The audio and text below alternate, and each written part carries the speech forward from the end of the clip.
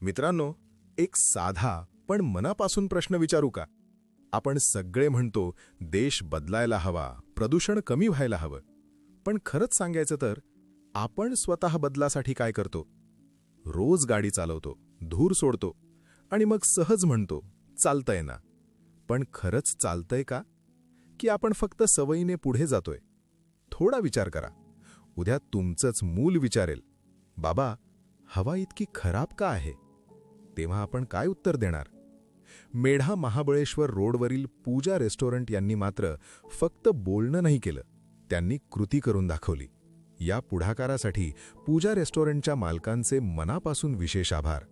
कारण बदलाची सुरुवात नेहमी कोणीतरी धाडस करूनच करते. इथे आधुनिक EV चार्जिंग मशीन सुरू करण्यात आली आहे. होय, मशीन लाईव्ह आहे, काम करत आहे आणि लोकांना सेवा देत आहे. या उपक्रमामागे मशीन मालक सौ शीतल भोईटेताई यांची दूरदृष्टी आणि सकारात्मक विचार मोठा आधार ठरला आहे. आता कल्पना करा, तुम्ही प्रवासात इथे थांबता, गाडी चार्जिंगला लावता, आरामात जेवता, लॉजिंगमध्ये थोडी विश्रांती घेता आणि तोपर्यंत तुमची गाडी शांतपणे चार्ज होत राहते. हे फक्त सुविधा नाही, हा भविष्यातला विचार आहे. साधा पण खूप मोठा.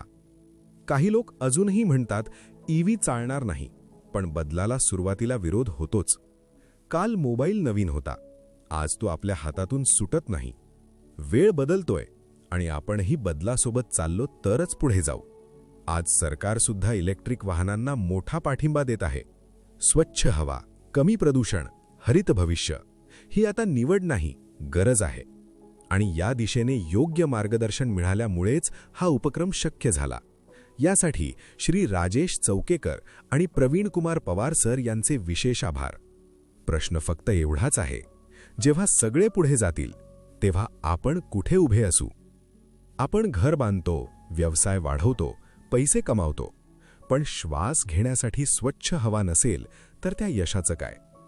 आज घेतलेला छोटा निर्णय उद्याच्या पिढीचा श्वास सुरक्षित करू शकतो. लोक विचारतात, चार्जिंग स्टेशन बसवलं म्हणजे फायदा काय? अगदी साधा आहे.